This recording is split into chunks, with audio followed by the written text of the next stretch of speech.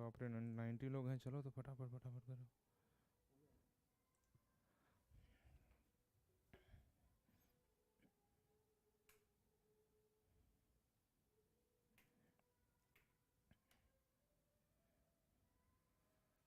Hello students, welcome to the official YouTube channel of Origin coaching. स्वागत है आप सभी का आज के लाइव क्लास में। और आज हम पढ़ेंगे विद्युत आवेश तथा क्षेत्र का लेक्चर नंबर 3। लेक्चर नंबर 3 पढ़ेंगे हम आज। ओके, ऑडियो वीडियो क्लियर है आपको?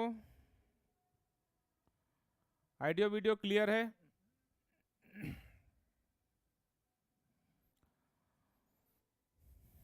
ओके, तो 2 लेक्चर में हम लोगों ने इलेक्ट्रिक चार्जेस एंड फील्ड का कूलाम्स के लॉ तक पढ़ा।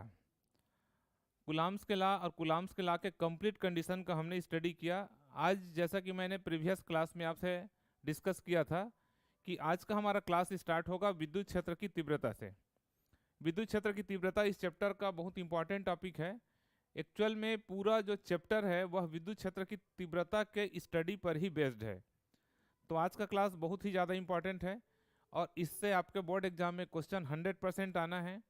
साथ ही ये विद्युत क्षेत्र की तीव्रता का जो कॉन्सेप्ट है वो आगे आपको मैग्नेटिज्म में, मैग्नेटिक इफेक्ट ऑफ करंट में, अल्टरनेटिंग करंट में, विद्युत चुंबकीय तरंगों में, हर जगह ये काम आना है।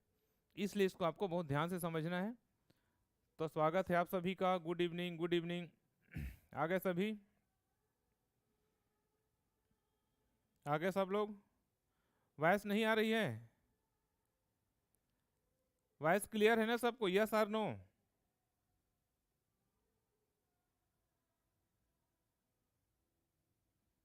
वॉइस क्लियर है? वॉइस क्लियर है? ओके। आज कुछ हमारे एरिया में कुछ एडिशनल साउंड है ना, इसलिए हमने आज दूसरा साउंड यूज किया है। बाकी मेरे ख्याल से सब क्लियर होगा। Okay, very good. विद्युत आवेश तथा क्षेत्र का हमारा चैप्टर है और इस चैप्टर पर हम आज पढ़ेंगे विद्युत क्षेत्र की तीव्रता। विद्युत क्षेत्र की तीव्रता क्या होता है ये सबसे पहले आज हमको पढ़ना है। तो यहाँ पर बहुत ध्यान से सुनना। आपकी विद्युत क्षेत्र की तीव्रता का कॉन्सेप्ट क्या है? सबसे इंपॉर्टेंट टर्म है यह इलेक्ट्रिसिटी का, क्योंकि मेरा जहाँ तक एक्सपीरियंस है मैंने देखा है कि बहुत बार स्टूडेंट क्या करते हैं, उनको किसी भी फिजिकल क्वांटिटी का प्रॉपर कॉन्सेप्ट क्लियर नहीं रहता और उस वर्ड का वो बार बार यूज करते रहते हैं। जैसे विद्युत क्षेत्र की तीव्रता, विद्युत क्षेत्र की तीव्रता हम बार बार बोल रहे हैं, बार बार यूज कर रहे हैं, बट अपने को उसका रियल सेंस नहीं पता रहता कि भाई वास्तव में विद्युत क्षेत्र की तीव्रता है क्या। तो इसके कारण बड़ी परेशानी होती है। तो थोड़ा ध्यान से स्टार्टिंग से आप समझना। देखो, सबसे तो पहले हम ये समझ ले कि वास्तव में विद्युत क्षेत्र क्या है। विद्युत क्षेत्र क्या है उसके बाद हम उसकी तीव्रता पर बात करेंगे। तो किसी भी क्षेत्र का मतलब होता है जहां तक उसका प्रभाव हो। जैसे आपने 11th क्लास में ग्रेविटेशन फील्ड पढ़ा, गुरुत्व क्षेत्र पढ़ा। तो गुरुत्व क्षेत्र में आपने क्या पढ़ा? पृथ्वी के चारों ओर का वह क्षेत्र जहां तक गुरुत्व का प्रभाव होता है। एग्जैक्टली उसी तरह से मान लो अपने पास कोई आवेश है। सपोज इमेजिन करो कि अपने पास ये कोई प्लस चार्ज है। अब ये प्लस चार्ज क्या करेगा? अपने चारों ओर एक क्षेत्र निर्मित करेगा। तो सपोज ये मैंने ब्लू बॉर्डर लाइन जो बनाया है वहां तक उस आवेश का प्रभाव है। तो किसी भी आवेशित पिंड के, चाहे वो ऋण आवेश हो चाहे वो धन आवेश हो, उसके चारों ओर जहां तक उसका प्रभाव होता है वह विद्युत क्षेत्र कहलाता है। ये तो हो गई बात किसकी? विद्युत क्षेत्र की। अब हम देखें उसकी तीव्रता क्या है। तो विद्युत क्षेत्र की तीव्रता को समझने के लिए सबसे पहले आपको एक इंपॉर्टेंट यहाँ पर नोट लिख रहा हूँ, इस नोट को आपको ध्यान से समझना है। वो नोट ये है कि वैज्ञानिकों ने क्या किया, हमारे पास धन आवेश था और ऋण आवेश था। उसमें से धन आवेश को, वो भी एकांक धन आवेश को, कल मैंने कूलाम्स लॉ पर आपको समझाया है। तो एकांक धन आवेश को, एकांक धन आवेश को परीक्षण आवेश माना। एकांक धन आवेश को क्या माना? परीक्षण आवेश, टेस्ट चार्ज। परीक्षण आवेश का मतलब इसको क्या माना गया, टेस्ट चार्ज।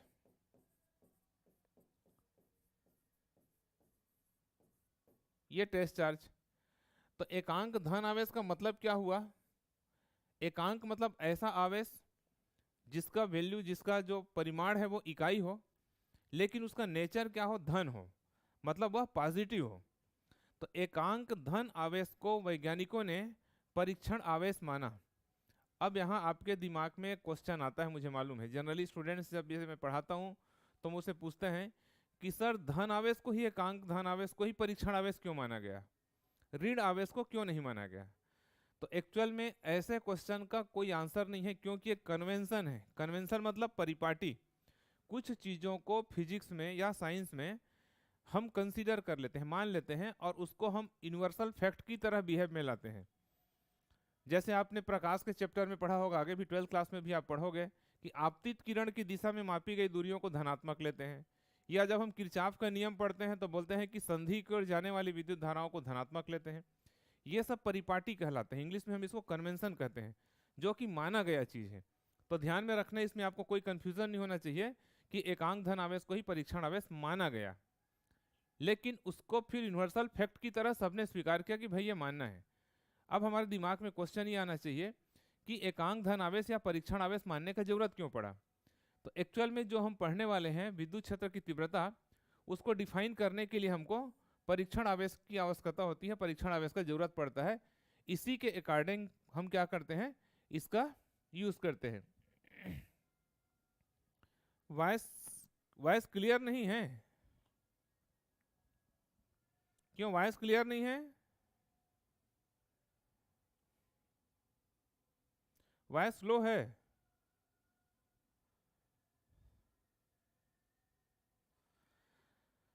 एक मिनट मैं खुद चेक कर लेता हूं।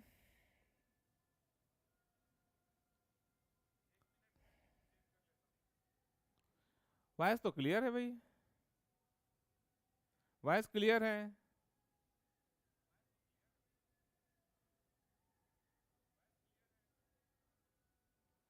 आप लोग के साइड से कोई प्रॉब्लम होगा, आप परेशान मत हो, आप थोड़ा साउंड बढ़ा के सुनो। वॉइस क्लियर है और बहुत अच्छा है।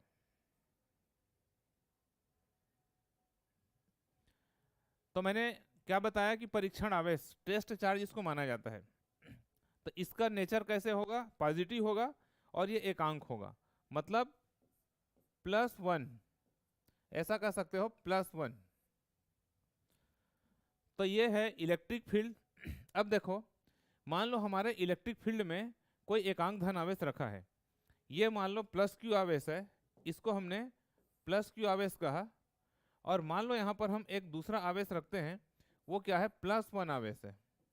ये हमने कहाँ रखा, इस विद्युत क्षेत्र में रखा। तो जब विद्युत क्षेत्र में हम इस +Q आवेश को रखेंगे तो इन दोनों के बीच में बल लगेगा, इन दोनों के बीच में बल लगेगा, प्रतिकर्षण बल लगेगा। मान लो निगेटिव फील्ड होता, मान लो जो विद्युत क्षेत्र हमने निर्मित किया है वो ऋणात्मक होता, तो आकर्षण बल लगता। और हमने यदि धनात्मक क्षेत्र उत्पन्न किया हुआ है तो यहाँ पर प्रतिकर्षण बल लगेगा, क्योंकि ये तो पॉजिटिव ही रहेगा। एकांक धन आवेश जो परीक्षण आवेश है वो कभी निगेटिव नहीं हो सकता, वो ऑलवेज पॉजिटिव होगा। ओके, तो अब इसकी परिभाषा क्या हो जाएगी, देखो यहाँ पर जो एकांक धन आवेश रखा है वह जितने बल का अनुभव करता है उसे हम विद्युत क्षेत्र की तीव्रता कहते हैं। जैसे सबसे पहले हम कूलाम के नियम से लिखें कि F इक्वल टू होता है 1/4πε0 Q1 into Q2 upon R²। ये होता है दो आवेशों के मध्य कि हमारा ये जो दूसरा आवेश है, ये हमारा जो दूसरा आवेश है वह क्या है, इकाई है। कहने का मतलब यदि हम यहाँ पर कंडीशन अप्लाई करें, क्या कंडीशन अप्लाई करें, कि यदि जो दूसरा आवेश है Q2 वह इकाई हो, तो उस कंडीशन में केवल एक आवेश होगा Q1 जिसको हम Q मान लेते हैं। ये जो हम Q आवेश है उसको हम ना Q मान लेते हैं। तो उस समय ये जो बल होगा उसका मान हो जाएगा 1/4πε0, ये हो जाएगा Q अपॉन R²। और इस कंडीशन में हम इसको बल ना कह के इसके नाम को बदल देते हैं और इसको बोलते हैं विद्युत क्षेत्र की तीव्रता, और ई से प्रदर्शित करते हैं। इस प्रकार से यहाँ पर ये जो विद्युत क्षेत्र की तीव्रता है उसका फार्मूला हो जाता है ये E = 1/4πε0 Q/r²। तो इसकी परिभाषा हम कैसे करेंगे, ध्यान से सुनना। देखो मैंने आपको पढ़ाना स्टार्ट किया उसके पहले बोल दिया कि यदि आपको विद्युत क्षेत्र की तीव्रता समझ में नहीं आया तो मान के चलो आपको पूरा चैप्टर समझ में नहीं आएगा। याद करने की बात नहीं कर रहा हूँ, मेरे शब्दों को ध्यान देना, समझने की बात कर रहा हूँ मैं। जब तक आप विद्युत क्षेत्र की तीव्रता को बहुत अच्छे से नहीं समझेंगे तो आगे का कोई भी टॉपिक समझ में नहीं आने वाला है, इसलिए उसको बहुत ध्यान से आप समझो। अब देखो यहाँ पर हम ये देखें कि एकांक आवेश इतना बल का अनुभव कर रहा है, उसको विद्युत क्षेत्र की तीव्रता कहते हैं। यदि मैं इसमें थोड़ा सा और चेंजेस करूं इस फार्मूला में, दैट इम्प्लाइज, वो क्या है, दोनों साइड में क्या है Q0 का मल्टीप्लाई कर देता हूं। यदि दोनों साइड Q0 का मल्टीप्लाई कर दूं तो Q0 × E = हो जाएगा 1/4πε0 Q × Q0/r²। ये हो जाएगा। ये विद्युत क्षेत्र की तीव्रता के फार्मूला के मैंने दोनों साइड क्या किया, Q0 का मल्टीप्लिकेशन कर दिया, ठीक है। तो इस प्रकार से Q0 का मल्टीप्लिकेशन करने के बाद किस तरह का यहाँ पर कंडीशन बन गया, Q0 = 1/4πε0 Q × Q0/r² हो गया। अब देखो इसके राइट साइड को, अब इसके राइट साइड को हम दोबारा F कह सकते हैं क्योंकि वह कूलाम के नियम से बल है। तो इस प्रकार से इसको क्या लिखा जा सकता है, अब हम इसको लिख सकते हैं Q0 × E = F। तो यहाँ पर हमको एक और नया रिलेशन मिलता है कि F = होता है Q0 × E। ये सब फार्मूले आपको याद रहना चाहिए, अदरवाइज आपको आगे समझ में नहीं आएगा। क्लियर। तो Q0 × E = क्या होता है F, और इसको यदि हम E के लिए लिखें तो इस फार्मूला को जब हम E के लिए लिखेंगे तो इस प्रकार से लिख सकते हैं। यहाँ पर फिर मैं इसको अलग से हाईलाइट करके लिख रहा हूँ। इसको यदि हम F लिखें, सॉरी E निकालें तो Q0 को उधर ट्रांसफर कर दें तो E = क्या हो जाएगा F/Q0। और यहीं से इसका परिभाषा बनता है कि एकांक आवेश जितने बल का अनुभव करता है, ये जो हमने एकांक आवेश लिया है, यह एकांक आवेश जितने बल का अनुभव करता है उसे विद्युत क्षेत्र की तीव्रता कहते हैं। क्लियर। आवेश किसे कहते हैं ये जानने के लिए आपको लेक्चर नंबर 1 को देखना होगा अंकित, ठीक है। आवेश किसे कहते हैं, कूलाम का नियम किसे कहते हैं, ये सब जानना है। तो जितने स्टूडेंट लेट में क्लास ज्वाइन किए हैं वो इसके 2 पार्ट और हो चुके, विद्युत आवेश तथा क्षेत्र का पार्ट नंबर 1 और पार्ट नंबर 2। ये दोनों पार्ट को आप देखो ध्यान से तो समझ में आ जाएगा। चलिए तो हम विद्युत क्षेत्र की तीव्रता का एक बार परिभाषा रिपीट करते हैं, ध्यान से सुनना। विद्युत क्षेत्र में रखा एकांक धन आवेश जितने बल का अनुभव करता है उसे विद्युत क्षेत्र की तीव्रता कहते हैं। दैट मीन्स यहां से ये बात आप ध्यान में रखना कि विद्युत क्षेत्र की तीव्रता भी एक तरह से बल ही, एक तरह से क्या बल ही है वो। विद्युत क्षेत्र की तीव्रता भी बल है, लेकिन कौन सा बल है, जो एकांक आवेश महसूस करता है।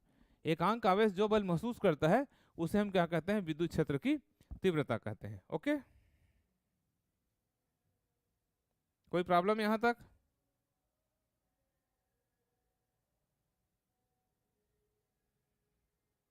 ठीक है, तो ये सब नोट्स तो आपको मिलेगा हमारे एप्लीकेशन पर, एप्लीकेशन से आप नोट्स देख लेना। अब हम देखें विद्युत क्षेत्र रेखाएं और उसकी प्रॉपर्टीज। देखो यहाँ पर हमने इसकी प्रॉपर्टीज को कंप्लीट पीडीएफ फॉर्म में आपको प्रोवाइड करा दिया है ताकि हम यहाँ पर इसको आपको एक्सप्लेन भी कर दें पॉइंट टू पॉइंट। यहाँ पर देखो विद्युत क्षेत्र बल रेखाएं और उनके कुछ प्रॉपर्टीज। तो सबसे पहले मैं आपको एक्सप्लेन कर दूं कि विद्युत बल रेखाएं है क्या, उसके बाद इस पर हम डिस्कस करेंगे। ठीक है, चलिए तो पहले तो मैं आपको बता दूं इलेक्ट्रिक लाइंस ऑफ फोर्सेस, फिर उसके थ्योरेटिकल पार्ट पर डिस्कशन करेंगे। Electric lines of forces, English में ही लिख दिया मैं, इलेक्ट्रिक लाइंस ऑफ फोर्सेस, विद्युत बल रेखाएं। इलेक्ट्रिक लाइंस ऑफ फोर्सेस क्या होता है ये हमको समझना है, इसके बाद हम इसके प्रॉपर्टीज वगैरह पर डिस्कस करेंगे एक एक करके। ये भी परीक्षा में 2 या 3 नंबर का पूछा जाता है। विद्युत बल रेखाएं किसे कहते हैं इसके गुण लिखो, या किसी इसके पर्टिकुलर प्रॉपर्टी पर क्वेश्चन पूछा जाता है। तो किसी पर्टिकुलर प्रॉपर्टी पर क्या क्वेश्चन होता है वो हम प्रॉपर्टी पढ़ते पढ़ते आपसे डिस्कस करेंगे, ठीक है। अब देखो मान लो अपने पास एक पॉजिटिव चार्ज है और एक निगेटिव चार्ज है। इमेजिन करो कि ये हमारे पास एक पॉजिटिव चार्ज पार्टिकल है और सपोज यहाँ पर एक निगेटिव चार्ज पार्टिकल है। इसको हमने पॉजिटिव चार्ज ले लिया, ये मान लो धन आवेश है, और यह मान लो ऋण आवेश है। इस प्रकार से एक पॉजिटिव चार्ज है, एक निगेटिव चार्ज है। अब ये दोनों मिलके जो विद्युत क्षेत्र बनाते हैं, पॉजिटिव चार्ज और निगेटिव चार्ज मिलके जो इलेक्ट्रिक फील्ड बनाएंगे, यदि हम इस इलेक्ट्रिक फील्ड पर एकांक धन आवेश को रखें, मान लो हम यहाँ पर एकांक धन आवेश को रखते हैं +1 चार्ज को, जो कि टेस्ट चार्ज है। अभी मैंने बताया कि एकांक धन आवेश की कल्पना विद्युत क्षेत्र की तीव्रता को परिभाषित करने के लिए किया गया। तो यहाँ पर यदि हम एकांक धन आवेश रखें तो ये जो धन आवेश है वह क्या करेगा, उस एकांक धन आवेश को प्रतिकर्षित करेगा, उसको प्रतिकर्षित करेगा क्योंकि वो भी धन आवेश है। तो इस तरह से ये इस पर प्रतिकर्षण बल लगाएगा और ये क्या करेगा, इसको अपनी ओर आकर्षित करेगा। इस तरह से यदि हम एकांक धन आवेश को गमन कराएं तो एकांक धन आवेश धीरे धीरे गमन करते हुए इस निगेटिव चार्ज पार्टिकल तक पहुंच जाएगा।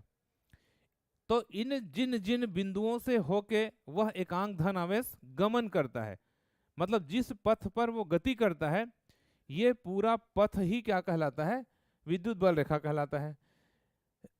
इस प्रकार से विद्युत बल रेखा का परिभाषा क्या हो जाएगा, विद्युत क्षेत्र में रखा एकांक धन आवेश जिस पथ पर गति करता है उस पथ को हम विद्युत बल रेखा कहते हैं। मतलब एकांक धन आवेश के गति करने का पथ ही विद्युत बल रेखा कहलाता है। दैट मीन्स ये सब क्या है, विद्युत बल रेखाएं हैं, इसको हम विद्युत बल रेखा कह सकते हैं। अब यहाँ पर एक खास बात आप क्या देख रहे हो कि विद्युत बल रेखा की जो दिशा होती है वह हमेशा धन से ऋण की ओर होती है। ये धन से ऋण की ओर होती है, माने विद्युत जो बल रेखाएं हैं वो धन से ऋण की ओर गति करती हैं और धन से जाके ऋण में समाप्त हो जाती हैं। इस प्रकार से वो ओपन कर्व बनाती है, वो क्लोज कर्व नहीं बनाते। मतलब वो माइनस से प्लस की ओर कभी नहीं आ सकते, वो माइनस से प्लस की ओर नहीं आ सकते। तो प्रॉपर्टी, कुछ प्रॉपर्टी मैं यहाँ पर आपको एक्सप्लेन करते जा रहा हूँ।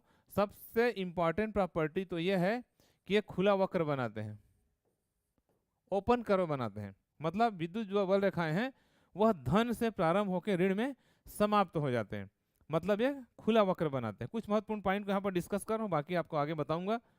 दूसरा इंपॉर्टेंट पॉइंट इसका यह है कि जैसे मान लो विद्युत बल रेखा के किसी बिंदु पर हम विद्युत क्षेत्र की तीव्रता निकालना चाहते हैं, विद्युत बल रेखा के किसी बिंदु पर विद्युत क्षेत्र की तीव्रता निकालना चाहते हैं। मान लो हमने यहाँ पर एक पॉइंट सेलेक्ट किया और इस पॉइंट पर हम चाहते हैं कि विद्युत क्षेत्र की तीव्रता की दिशा क्या है। ये पॉइंट हम सेलेक्ट किए और यहाँ पर हम चाहते हैं कि विद्युत क्षेत्र की तीव्रता की दिशा क्या होगी। एक्चुअल में विद्युत क्षेत्र की तीव्रता एक सदिश राशि है और सदिश राशि की अपनी दिशा होती है। तो यहाँ पर हम जानना चाहते हैं कि विद्युत बल रेखा में किसी बिंदु पर विद्युत क्षेत्र की तीव्रता की दिशा क्या होती है। तो इसके लिए क्या करना होता है, हमको यहाँ पर एक स्पर्श रेखा खींचना होता है। तो यहाँ पर हम एक स्पर्श रेखा खींच लेते हैं। ये यहाँ पर हमने एक स्पर्श रेखा खींचा, यहाँ पर हम एक स्पर्श रेखा खींचे, और ये जो हम स्पर्श रेखा खींच रहे हैं यही स्पर्श रेखा की जो दिशा होती है वह विद्युत क्षेत्र की तीव्रता की दिशा होती है। मतलब अब इसको मैं यहाँ पर लिख नहीं रहा हूँ क्योंकि मैं आगे पॉइंट्स पर उसको सब एक्सप्लेन कर दिया हूँ, आगे मैं उसको रीड करूंगा। तो दूसरा प्रॉपर्टी क्या मैंने बताया कि स्पर्श रेखा किसी बिंदु पर खींची गई जो स्पर्श रेखा है वह विद्युत क्षेत्र की तीव्रता की दिशा, मतलब स्पर्श रेखा किसकी दिशा बताती है, ई की दिशा। ये शॉर्टकट में मैं लिख देता हूं। विद्युत बल रेखाओं के किसी बिंदु पर खींची गई स्पर्श रेखा उस बिंदु पर विद्युत क्षेत्र की दिशा को प्रदर्शित करता है। दैट इज इंपॉर्टेंट प्रॉपर्टी, ये बहुत महत्वपूर्ण गुण है, ठीक है। इसके बाद इसका तीसरा जो प्रॉपर्टी है जो बहुत महत्वपूर्ण ये है वो है कि दो विद्युत बल रेखाएं एक दूसरे को कभी नहीं काटती। ये क्वेश्चन कई बार बोर्ड एग्जाम में पूछा जा चुका है, कभी नहीं काटती, और बोर्ड एग्जाम में पूछता है क्यों, ये पूछा जाता है। ये पॉइंट कई बार बोर्ड एग्जाम में पूछा गया है कि विद्युत बल रेखाएं एक दूसरे को कभी नहीं काटती, क्यों। देखो अभी से आप हर छोटी छोटी चीजों को ध्यान से समझो, उस पर डिस्कस करो, तो आपके बोर्ड एग्जाम के टाइम में आपको सब कुछ याद हो जाएगा और आपको सब चीज़ आसान लगेगा।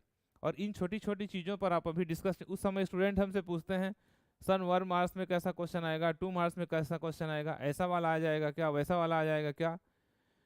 अभी आपको कुछ सोचने का जरूरत नहीं है, आप 100% स्टडी करो, आपको कुछ पूछने की जरूरत नहीं पड़ेगा सर एग्जाम में क्या आना है।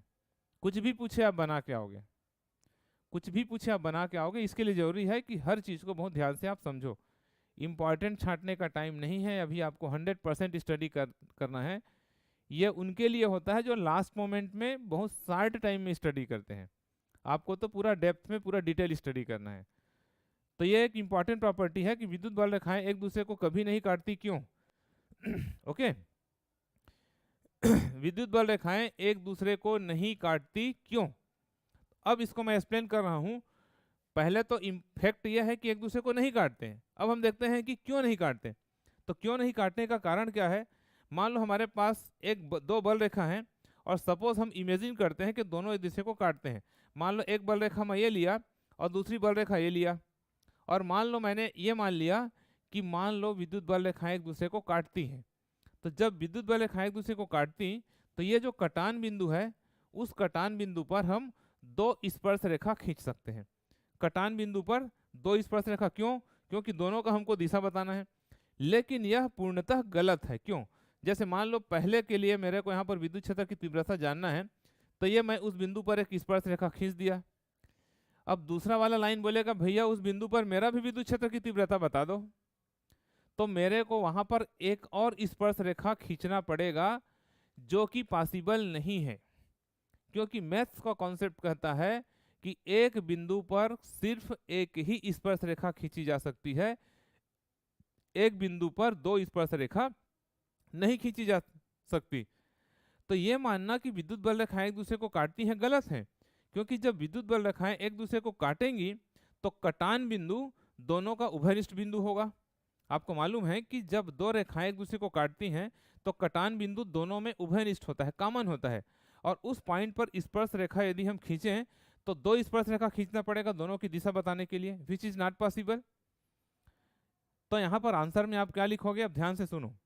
यदि विद्युत बल रेखाएं एक दूसरे को काटती तो कटान बिंदु पर विद्युत क्षेत्र की तीव्रता की दिशा बताने के लिए दो स्पर्श रेखा खींचना पड़ेगा, या दो स्पर्श रेखा की आवश्यकता होगी, जो कि संभव नहीं है। अतः स्पष्ट है कि विद्युत बल रेखाएं एक दूसरे को कभी नहीं काटती। ये कंप्लीट डिटेल एक्सप्लेनेशन आपको हमारे नोट्स में मिलेगा, आप उसको नोट्स से पढ़ लीजिए हमारे एप्लीकेशन से, ठीक है। कंप्लीट फ्री नोट्स डाला हुआ है हमारे एप्लीकेशन पर, ओरिजिन द लर्नर्स हब पर, वहां से आप देख लीजिए। टेलीग्राम चैनल पर, हमारे टेलीग्राम चैनल को आप ज्वाइन कर लीजिए और हमारे एप्लीकेशन को डाउनलोड कर लीजिए। वहाँ पर बिना किसी फी के आपको कंप्लीट नोट्स फ्री में प्रोवाइड कराया गया है। तो ये है विद्युत बल रेखाएं और उसके प्रॉपर्टीज। चलिए अब इसको हम आपको यहाँ पर भी कुछ नोट्स प्रोवाइड कराने का कोशिश कर रहे हैं, जो थियोरेटिकल पार्ट है उसको हम यहाँ पर भी, ताकि आप स्क्रीनशॉट ले लो और स्क्रीनशॉट लेके आप इमीडिएट उसकी पढ़ाई कर सकते हो, और हम उसको आप एक एक लाइन को एक्सप्लेन भी कर देते हैं। देखो सबसे पहले विद्युत क्षेत्र रेखा विद्युत क्षेत्र में खींचा गया वह काल्पनिक निष्कोण वक्र है। काल्पनिक क्यों? क्योंकि ये वास्तव में खींचा नहीं जाता, इसकी केवल कल्पना की जाती है। निष्कोण क्यों? क्योंकि ये कर्व है, कहीं पर कोण नहीं बनाते, इसीलिए तो नहीं काटते। यदि एक दूसरे को काटते तो कोण बनाते। जिस पर पृथक स्वतंत्र एकांक धन आवेश गमन करता है, मतलब अभी आपको मैं बार बार बता रहा हूं कि इस पर स्वतंत्र एकांक धन आवेश गमन कर सकता है। अब हम देखते हैं विद्युत बल रेखाओं के कुछ गुण, जिसमें पहला, विद्युत क्षेत्र रेखाएं धन आवेश से प्रारंभ कर ऋण आवेश पर समाप्त हो जाती हैं। यहाँ पर मैंने आपको फिगर में बताया, देखो ये धन आवेश से प्रारंभ होती है और ऋण आवेश में जाके समाप्त हो जाती हैं। तो पहला प्रॉपर्टी है कि ये धन आवेश से प्रारंभ कर ऋण आवेश पर समाप्त हो जाती हैं। दूसरी प्रॉपर्टी क्या है? विद्युत क्षेत्र रेखा के किसी बिंदु पर खींची गई स्पर्श रेखा उस बिंदु पर परिणामी विद्युत क्षेत्र को प्रदर्शित करता है, या विद्युत क्षेत्र की तीव्रता को प्रदर्शित करता है, ठीक है। इसके बाद हमारा नेक्स्ट पॉइंट है, दो क्षेत्र रेखाएं एक दूसरे को कभी नहीं काटती। ये मैं एक्सप्लेन कर चुका आपको कि क्यों नहीं काटती। और उसके बाद देखो, विद्युत क्षेत्र रेखाएं के अंदर होकर नहीं गुजरती, अतः चालक के अंदर विद्युत क्षेत्र नहीं होता। ये इंपॉर्टेंट पॉइंट है, जो मैं आपको बताया कि ये जाके धन से जाके ऋण में समाप्त हो जाती है, उसके अंदर प्रवेश नहीं करती। मतलब विद्युत बल रेखाएं किसी आवेशित पिंड के अंदर से होके नहीं जाती, केवल उसके बाहरी पृष्ठ पर जाकर समाप्त हो जाती हैं। ओके, तो सभी पॉइंट क्लियर आपको? किसी पॉइंट पर कोई प्रॉब्लम? ये क्वेश्चन बोर्ड एग्जाम में आ सकता है, विद्युत बल रेखाएं किसे कहते हैं, उसके गुण लिखो। और दूसरा इंपॉर्टेंट क्वेश्चन है कि विद्युत बल रेखाएं एक दूसरे को कभी नहीं काटती, क्यों? Any problem? टॉपिक कंप्लीट होने के बाद जनरली मैं आपके चैट पढ़ता हूं, और यदि उसमें कोई प्रॉब्लम हो तो उसको फिर मैं आपको बता दूं, ठीक है कोई प्रॉब्लम किसी को?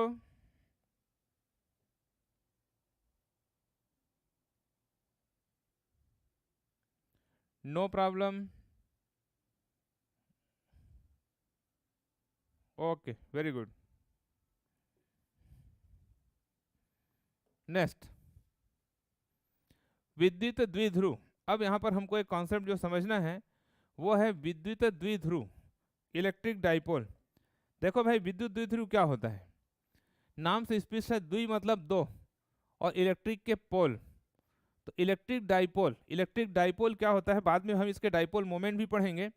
इलेक्ट्रिक डाइपोल का कॉन्सेप्ट ये है कि सपोज ये एक आवेश है और ये दूसरा आवेश है, और ये दोनों आवेश की क्या क्या खासियत है, क्या की विशेषता है, इसको देखो।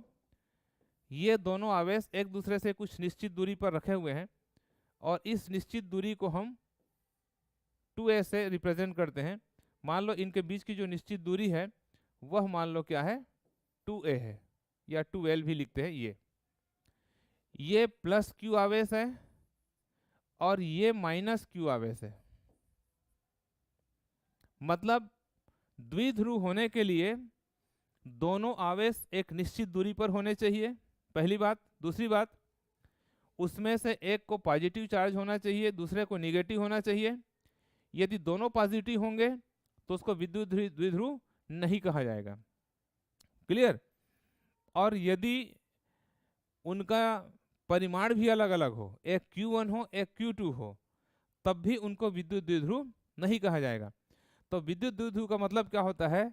समान परिमाण तथा विपरीत प्रकृति के, विपरीत नेचर के दो आवेश जब एक निश्चित दूरी पर रखे हुए हो, तब हम इसको क्या कहते हैं, विद्युत द्विध्रुव कहते हैं। अब यहाँ पर हमको समझना है विद्युत द्विध्रुव आघूर्ण। मेन टॉपिक हमारा यह है कि हमको समझना है विद्युत द्विध्रुव आघूर्ण, कि भाई विद्युत द्विध्रुव का आघूर्ण क्या होता है। तो विद्युत द्विध्रुव आघूर्ण एक मैथमेटिकल टर्म है, और इस मैथमेटिकल टर्म को हम आगे समझते हैं। जब हमको इलेक्ट्रिक डाइपोल समझ में आ गया तो इलेक्ट्रिक डाइपोल मोमेंट क्या होता है, उस फिगर को मैं दोबारा रिपीट करता हूं। यहाँ पर ये एक चार्ज है, एक दूसरा चार्ज है, दोनों के बीच का डिस्टेंस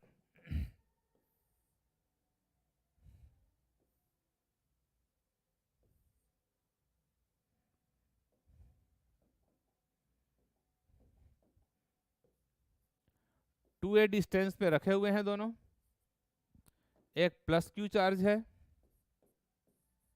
और ये माइनस क्यू चार्ज है।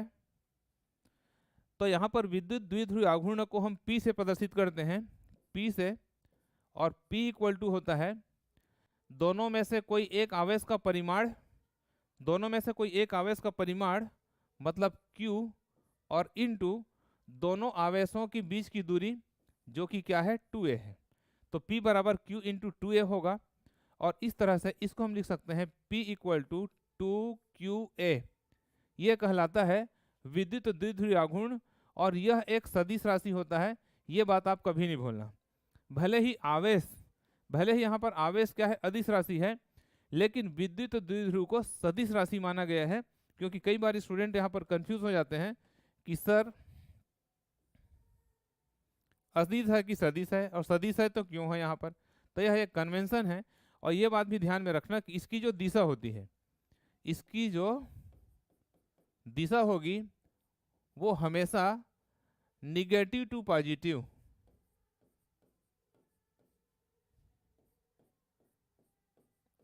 यह एक परिपाटी है, यह एक कन्वेंशन है कि वैज्ञानिकों ने विद्युत द्विध्रुव की दिशा को माइनस क्यू चार्ज से प्लस क्यू चार्ज की ओर माना। ठीक है, हाँ 2a को 2l भी लिख सकते हैं।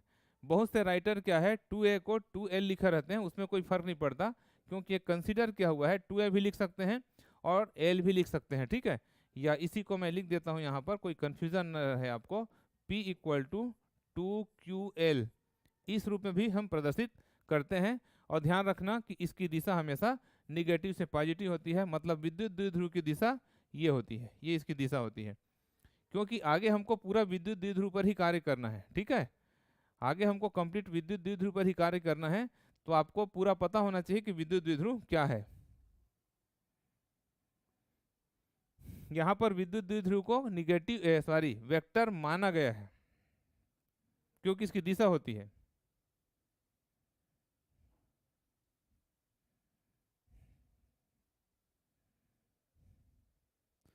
कूलाम मीटर इसका क्या होता है, यूनिट, Q का कूलाम और A का डिस्टेंस है तो मीटर, कूलाम इंटू मीटर इसका यूनिट होता है। चलिए नेक्स्ट टॉपिक अब हम देखें, विद्युत द्विध्रुव के कारण विद्युत क्षेत्र की तीव्रता, अनुदैर्ध्य स्थिति या अक्षीय स्थिति। अब हम यहाँ पर अपने एक मेन टॉपिक पर पहुँचते हैं और इस टॉपिक में आपको देखो पढ़ना क्या है कि विद्युत द्विध्रुव के कारण विद्युत क्षेत्र की तीव्रता क्या होती है। अभी हमने विद्युत क्षेत्र की तीव्रता पढ़ा कि अलग अलग कंडीशन पर विद्युत क्षेत्र की तीव्रता का गणना हमको यहाँ पर करना है। ई जो हमने पढ़ा उसको 3 पोजीशन पर हमको पढ़ना है, जिसमें सबसे पहले ये कहलाता है अनुदैर्ध्य स्थिति या अक्षीय स्थिति, इन डाउन पोजीशन या एक्सियल पोजीशन। ठीक है, तो सबसे पहले हमको इसी के लिए पढ़ना है विद्युत क्षेत्र की तीव्रता की दिशा।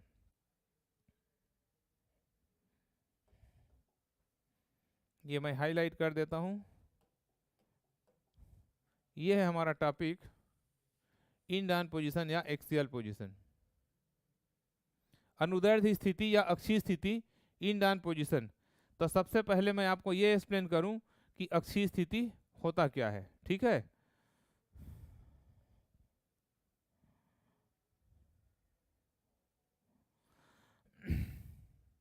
यहां तक क्लियर सबको?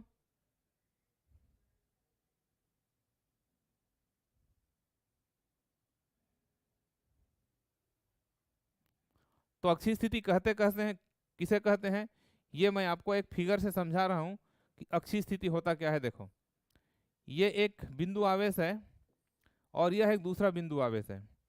इन दोनों आवेशों को हम एक रेखा से मिलाते हैं, इस लाइन से हम इसको मिला देते हैं इस तरह से, और यहाँ पर आप जो देख रहे हो इन दोनों आवेशों से होकर जाने वाली जो रेखा है, इन दोनों आवेशों से होकर जाने वाली जो रेखा है, इस रेखा के किसी भी बिंदु को हम क्या कहेंगे, अक्षीय स्थिति कहेंगे।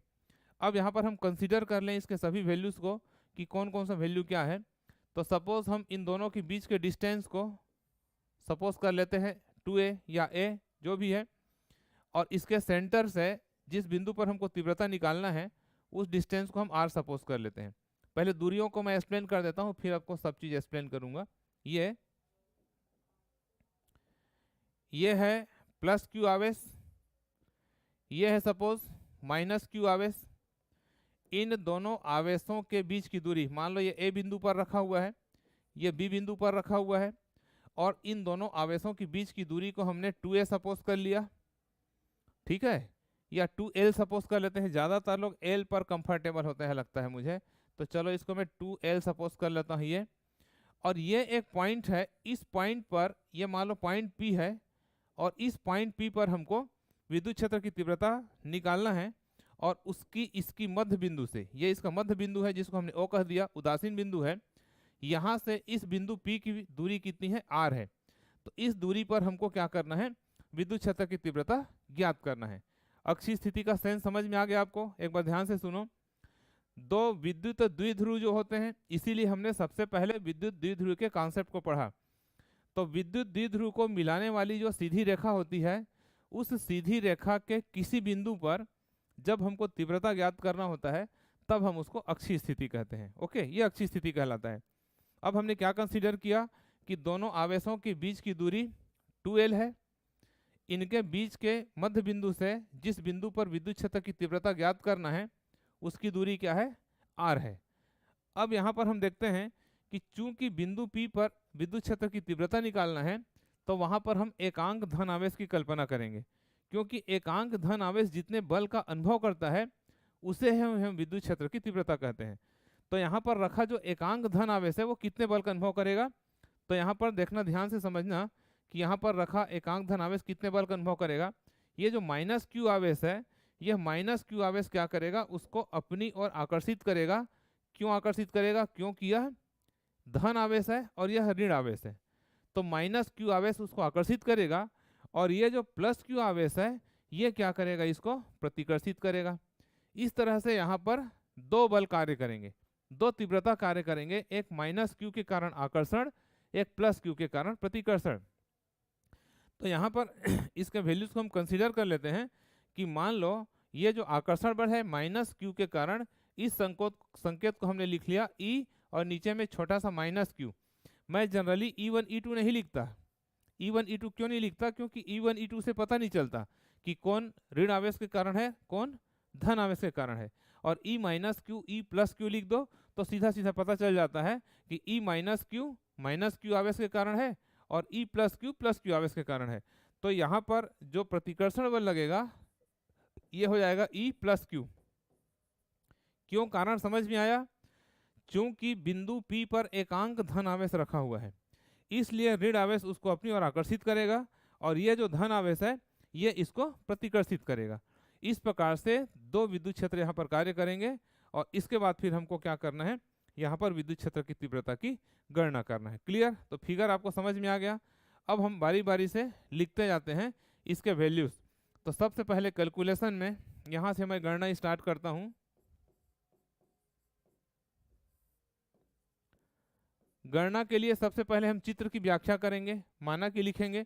ये सब आपको हमारे नोट्स में मिल जाएगा, या अपने शब्दों में इसको आप एक्सप्लेन कर सकते हो कि माना कि A और B में माइनस क्यू प्लस क्यू आवेश रखा हुआ है जिनके बीच की दूरी 2L है। इसके अक्ष में कोई बिंदु P है जिस पर एकांक धन आवेश रखा हुआ है, जिस पर माइनस क्यू आवेश के कारण विद्युत क्षेत्र की तीव्रता माइनस क्यू है, E minus Q E plus Q. इस पर एरो लगाना क्योंकि ये दोनों क्या है, सदिश राशि है, तो इसमें वेक्टर लगाना जरूरी है। अब इसकी गणना करें तो सबसे पहले मैं लिख लेता हूँ किसका वैल्यू, E माइनस क्यू का। सपोज मैं E माइनस क्यू का वैल्यू निकाल रहा हूँ, तो E माइनस क्यू का वैल्यू अभी हमने सूत्र पढ़ा है विद्युत क्षेत्र की तीव्रता का, 1/4 pi epsilon naught Q upon r square. तो क्यू अपान इनके बीच की दूरी देखो, ये माइनस क्यू है और ये एकांक धन आवेश है, तो इनके बीच की दूरी क्या है, PB या BP। इसके बीच की दूरी क्या है, PB, P से लेके B तक, तो इसको मैंने लिख दिया क्या, PB और PB का स्क्वायर। और यहाँ पर हमको इसका दिशा भी बताना पड़ेगा क्योंकि सदिश राशि है, तो यहाँ पर मैंने एरो लगाया है देखो, P से B की ओर, क्योंकि माइनस क्यू आवेश उसको आकर्षित कर रहा है। तो यहाँ पर आप PB लिखोगे और PB के ऊपर ऐसा एरो लगाओगे, ये कंप्लीट एक्सप्लेनेशन होगा। मतलब यहाँ पर ये बताया जा रहा है कि विद्युत क्षेत्र की तीव्रता की दिशा क्या है। ठीक है, अब यहाँ पर देखो E माइनस क्यू निकालने के बाद इसके वैल्यूज को हम पुटअप कर देते हैं। That equal 1/4 pi epsilon naught Q upon PB।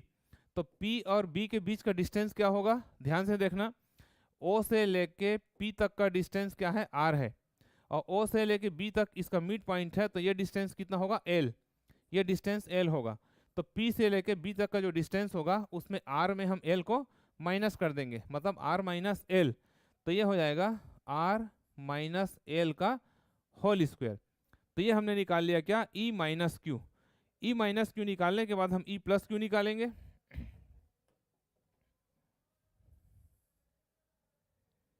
Again E minus E plus Q. E plus Q निकालेंगे तो क्या होगा, 1/4 पाई एप्सिलॉन नॉट क्यू अपान यहाँ पर देखो, अब हम इसके कारण निकाल रहे हैं, तो यहाँ से डिस्टेंस क्या है, ये AP, A से लेके P तक का डिस्टेंस, तो ये हम लिख देंगे क्या, AP स्क्वायर। और यहाँ पर भी हमको दिशा दिखाना होगा, दिशा मैं साइड में लिख देता हूँ छोटा सा, ठीक है। तो डायरेक्शन क्या है इसका, डायरेक्शन है ए से पी की ओर, ये डायरेक्शन है। तो यहाँ पर हम यहाँ पर इसका डायरेक्शन लिख देंगे, इसके साथ कंफ्यूजन मत हो, आपको डाटेड ए पी इसका डायरेक्शन होगा। ओके, अब हम ए पी का वैल्यू पुट करेंगे वहां पर। तो ए पी, ये जो पी है वो कितना हो जाएगा, यहाँ से यहाँ तक आर है और यहाँ से यहाँ तक ये एल है, तो कितना हो जाएगा आर प्लस एल का होल स्क्वायर। तो ये हो जाएगा E plus Q equal to 1/4 pi epsilon naught Q upon R plus L का whole square, R plus L का होल स्क्वायर। ये रिलेशन नंबर 2, ये था रिलेशन नंबर फर्स्ट, इसको हमने रिलेशन नंबर फर्स्ट कहा। अब देखो यहाँ पर हमको निकालना है परिणामी तीव्रता। एक ई प्लस क्यू इधर लग रहा है, यह चित्र में आप ध्यान से समझना कि ई plus Q E minus Q इधर लगा हुआ है और ई प्लस क्यू उधर लगा हुआ है, मतलब दोनों एक दूसरे के ठीक विपरीत दिशा में लगे हुए हैं। और जब दो बल किसी बिंदु पर एक दूसरे के ठीक विपरीत दिशा में लगे होते हैं तो उनका परिणामी निकालने के लिए हम अधिक बल से कम बल को माइनस करते हैं। तो यहाँ पर हमको परिणामी निकालना है किसका, ई प्लस क्यू का ई माइनस क्यू के साथ। तो परिणामी निकालने के लिए हमको अधिक से कम को माइनस करना पड़ता है। तो अब मैं आप लोगों से ये पूछ रहा हूँ, ध्यान से समझना और चैट में कमेंट्स लिखना कि ई प्लस क्यू और ई माइनस क्यू में अधिक कौन है, बड़ा कौन है। ये ई प्लस क्यू है और ये ई माइनस क्यू है, तो ज़्यादा किसका है, वैल्यू बड़ा किसका है, ई प्लस क्यू का कि ई माइनस क्यू का। चलिए बताइए।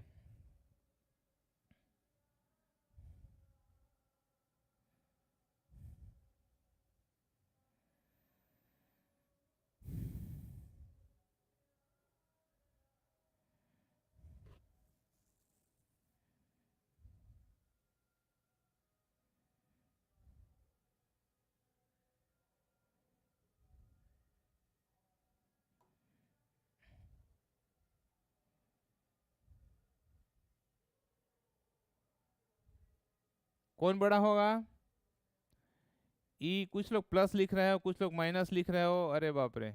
ई plus Q E minus Q, E plus Q E minus Q.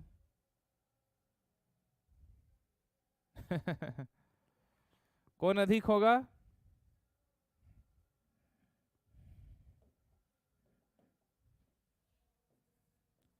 चूंकि ई माइनस क्यू बड़ा होगा, ई माइनस क्यू बड़ा होगा किससे, ई प्लस क्यू से। यहां पर वेक्टर लगाने की जरूरत नहीं है, परिमाण में, नॉट डायरेक्शन। तो E minus Q E plus Q से बड़ा होगा, E minus Q E plus Q से बड़ा होगा। क्यों होगा, क्योंकि इसका हर छोटा है, क्योंकि इसका हर छोटा है और इसका हर क्या है, बड़ा है। तो जिस भिन्न में हर बड़ा होता है वह राशि छोटी, वो राशि छोटी होती है, तो ये बड़ा हो जाएगा। दूसरी बात, यदि आप उसको इस ढंग से सोचो तो यहाँ पर इस दूरी पर बल लग रहा है, दूरी कम है, और इसके साथ इतनी दूरी पर बल लग रहा है।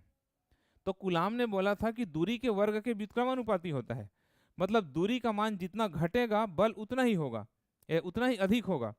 तो यहाँ पर दूरी का मान कम है, ये दूरी कम है, r माइनस एल दूरी कम है, इसलिए इसका मान अधिक होगा। तो यहाँ पर ये क्लियर हो गया कि ई माइनस क्यू क्या है, ई प्लस क्यू से अधिक है। बात क्लियर है। और जब E minus Q E plus Q से बड़ा है तो परिणामी निकालने के लिए हम बड़े में से छोटे को माइनस करेंगे। तो क्या हो जाएगा, फिर अगला हमारा कैलकुलेशन क्या हो जाएगा, इसलिए परिणामी तीव्रता,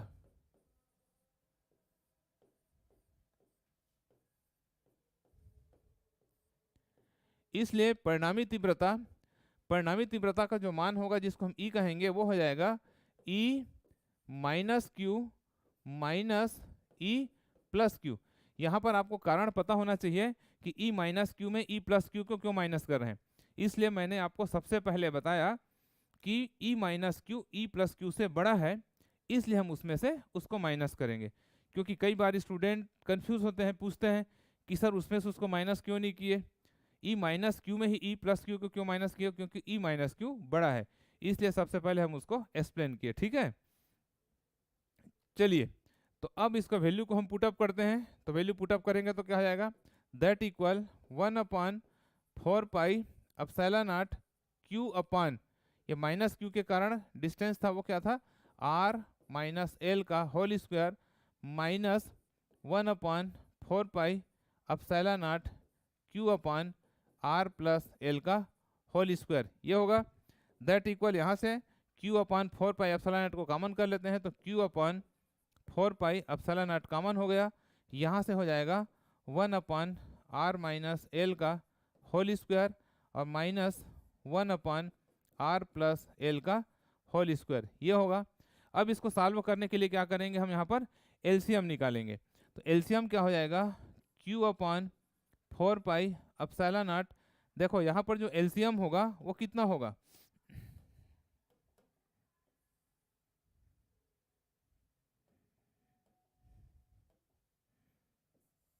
यहाँ पर इन दोनों का एलसीएम, इसका जो लघुत्तम होगा यह इन दोनों के गुणनफल के बराबर होगा, ठीक है।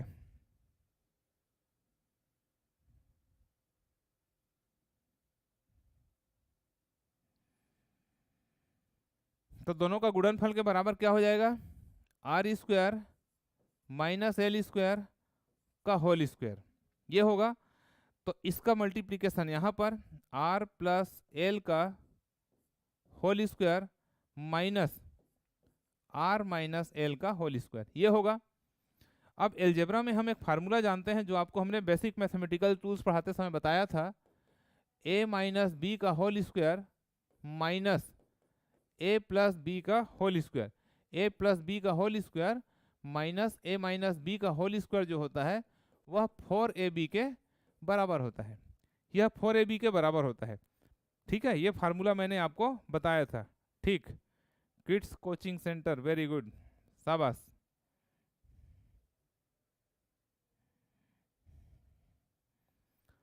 तो यहाँ पर a प्लस बी का whole square minus a minus b का whole square equal to 4ab होता है। और इसका जो वैल्यू है, ये जो वैल्यू है, इस वैल्यू का यदि हम यूज़ करें, इस फार्मूला का यदि हम यूज़ करें तो हमारा कैलकुलेशन यहाँ पर बहुत आसान हो जाएगा। यदि इसको यूज़ नहीं करेंगे तो यहाँ पर ये बहुत लेंदी हो जाता है, इसलिए मैं इस फार्मूला को यूज़ कर रहा हूँ और यूज़ करके फिर इसको लिख रहा हूँ। देखो तो ये हो जाएगा E equal Q upon 4 pi epsilon naught, और यहाँ पर क्या हो जाएगा, अब थोड़ा सा यहाँ पर स्पेशल केयर करना, ए प्लस बी का whole square minus a minus b का होल स्क्वायर, यहाँ पर आर प्लस एल का whole square minus r minus l का होल स्क्वायर 4ab होता है, तो ये हो जाएगा 4rl, ये हो जाएगा 4rl, और नीचे में तो यही रहेगा R square minus L square का whole square. That implies E equal Q upon 4 pi epsilon naught, और यहाँ पर हम क्या करें, थोड़ा सा एडजस्टमेंट करें, उसके बाद हम इसको लिखेंगे 1/4 पाई एप्सिलॉन नॉट। ये 4 को मैं लिख रहा हूँ 2ql और into 2r upon r square minus L square का होल स्क्वायर। मतलब हमने 4 को 2 × 2 लिख लिया। ऐसा क्यों किया, अब मेरे को आप लोग ये बताओ कि ये किसका वैल्यू है, 2ql किसका मान है, 2ql किसका मान है भाई। That implies E equal 1/4 pi epsilon naught, 2ql किसका मान है, P का। ओके वेरी गुड, ये P का वैल्यू होता है, तो क्या हो जाएगा ये 2pr upon r square minus L square का होल स्क्वायर। तो ये होता है विद्युत क्षेत्र की तीव्रता का फार्मूला।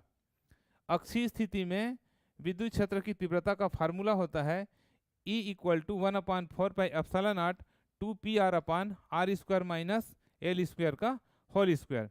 अभी हम इसमें एक छोटा सा कंडीशन अप्लाई करेंगे तो हमारा अक्षीय स्थिति कंप्लीट हो जाएगा। Okay clear.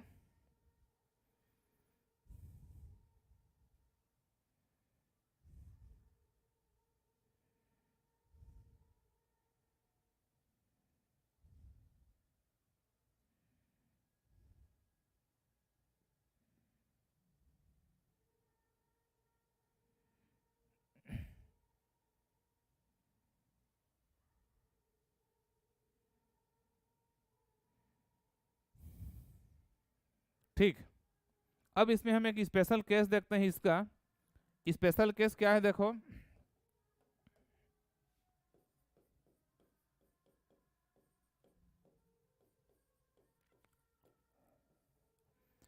स्पेशल केस में हम यहाँ पर ये देखें, ये जो मैं फिगर बताया वहाँ पर ध्यान से सुनो, ये दोनों के बीच का जो डिस्टेंस 2l है वो ये r के कंपैरिजन में क्या हो जाए, बहुत कम हो जाए।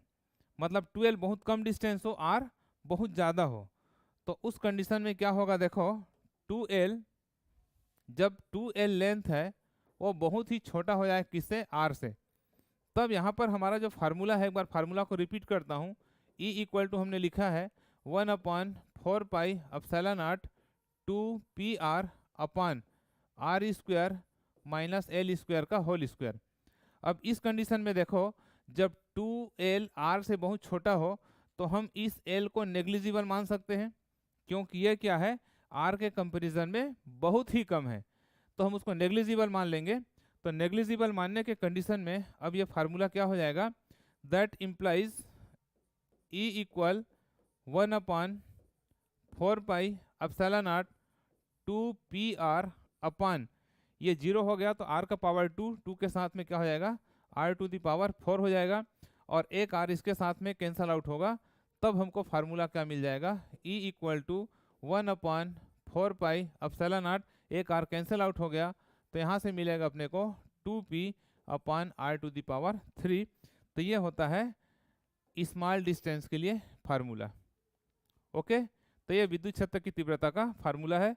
विद्युत क्षेत्र की तीव्रता का यूनिट क्या होता है, force into charge, F equal to Q equal to F into E होता है, F/E, ठीक है। तो क्या यूनिट हो जाता है इसका, यूनिट क्या हो जाएगा, अभी मैंने आपको बताया कि E इक्वल टू होता है F/Q0। तो विद्युत क्षेत्र की तीव्रता का यूनिट क्या होगा,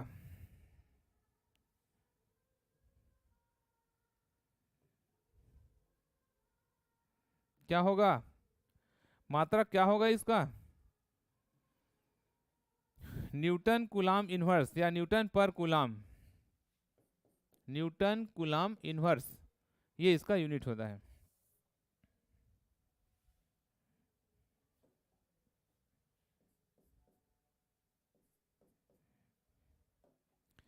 तो ये हमारा कंप्लीट हो गया अक्षीय स्थिति। कल के क्लास में हम दो टॉपिक पढ़ेंगे, निरक्षीय स्थिति भी पढ़ेंगे और निरक्षीय स्थिति के साथ हम एनी पोजीशन भी पढ़ेंगे, कोई भी स्थिति पढ़ेंगे। तो आज हमने अक्षीय स्थिति तक कंप्लीट कराया, और कल के क्लास में इंग्लिश मीडियम का भी क्लास जल्दी स्टार्ट होगा, उसके बारे में आपको डिटेल हम बताएंगे कुछ दिन बाद। इंग्लिश मीडियम के क्लास के बारे में आप लोग को डिटेल बताएंगे। इस बार हो सके तो इंग्लिश मीडियम का क्लास हम अलग सेपरेट करने की प्लानिंग कर रहे हैं, ये बात आपसे शेयर करेंगे कुछ दिनों के बाद, ठीक है। तो यहाँ तक आपको कंप्लीट करके आना है। देखो, जब तक ये सब बेसिक है, इस पर कॉम्पिटिटिव एग्जाम में न्यूमेरिकल्स पूछे जाते हैं, बोर्ड एग्जाम में इनका डेरिवेशन पूछा जाता है। अक्षीय स्थिति, निरक्षीय स्थिति, एनी पोजीशन, लगभग इंडिया के सभी बोर्ड में इंक्लूडिंग CBSE एग्जाम में भी इसके डेरिवेशन पूछे जाते हैं बोर्ड एग्जाम में।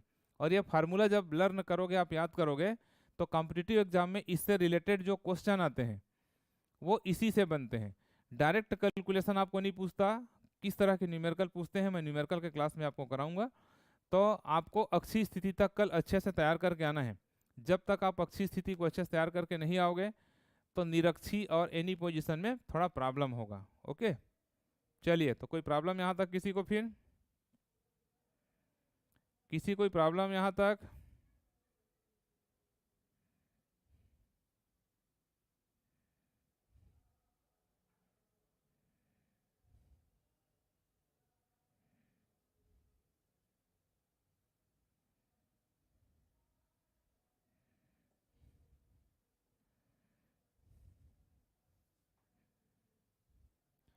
परिभाषा, एक्सप्लेनेशन सब हमारे नोट्स में आपको हमारे एप्लीकेशन पर मिल जाएगा, वहां से आप कंसल्ट कर सकते हैं। ओके, एप्लीकेशन पर पूरा नोट्स डला हुआ है, ओरिजिन द लर्नर्स आपका एप्लीकेशन में पूरा नोट्स डला हुआ है।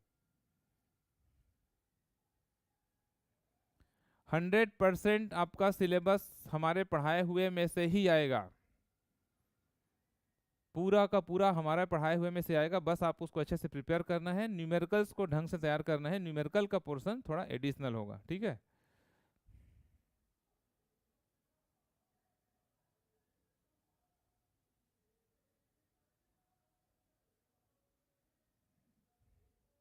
Okay okay, thank you so much.